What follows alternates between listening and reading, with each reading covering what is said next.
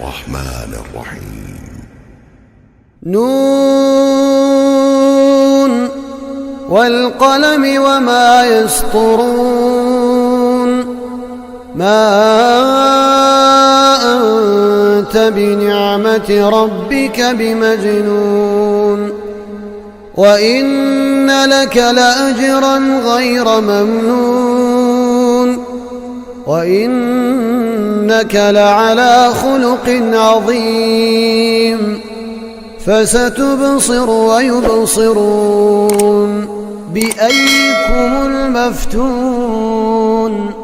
إن ربك هو أعلم بمن ضل عن سبيله وهو أعلم بالمهتدين فلا تطع المكذبين ودوا لو تدهن فيدهنون ولا تطع كل حلاف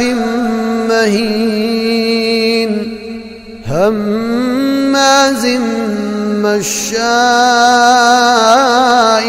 بنميم مناع للخير معتد أثيم عتل بعد ذلك زنيم أن كان ذا مال وبنين إذا تتلى عليه آياتنا قال أساطير الأولين سنسمه على الخرطوم إنا بلوناهم كما بلونا أصحاب الجنة إذ أقسموا ليصرمنها مصبحين ولا يستثنون فطاف عليها طائف من ربك وهم نائمون فأصبحت كالصريم فتنادوا مصبحين أن اغدوا على حرثكم إن كنتم صارمين فانطلقوا وهم يتخافتون ألا يدخلنها اليوم عليكم مسكين وغدوا على حرد قادرين فلما رأوها قالوا إنا لضالون بل نحن محرومون قال أوسطهم ألم أقل لكم لولا تسبحون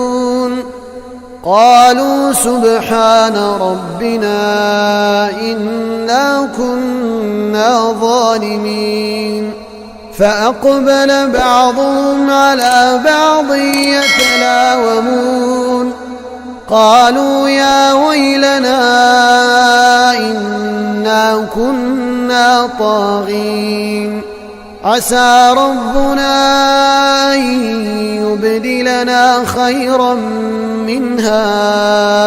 إنا إلى ربنا راغبون كذلك العذاب ولعذاب الآخرة أكبر لو كانوا يعلمون إن للمتقين عند ربهم جنات النعيم أفنجعل المسلمين كالمجرمين ما لكم كيف تحكمون أم لكم كتاب فيه تدرسون إن لكم فيه لما تخيرون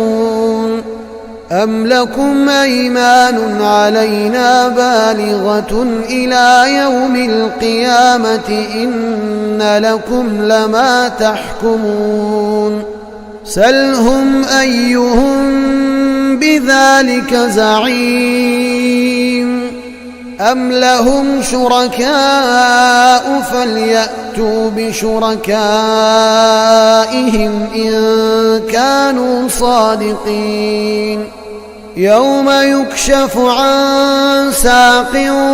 ويدعون إلى السجود فلا يستطيعون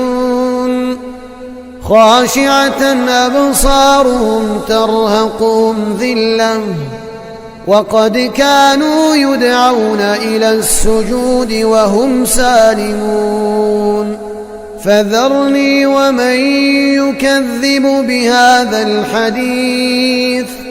سنستدرجهم من حيث لا يعلمون وأملي لهم إن كيدي متين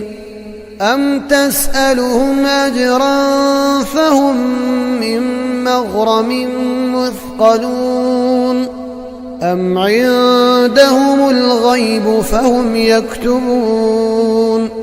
فاصبر لحكم ربك ولا تكن كصاحب الحوت إذ نادى وهو مكظوم لولا أن تداركه نعمة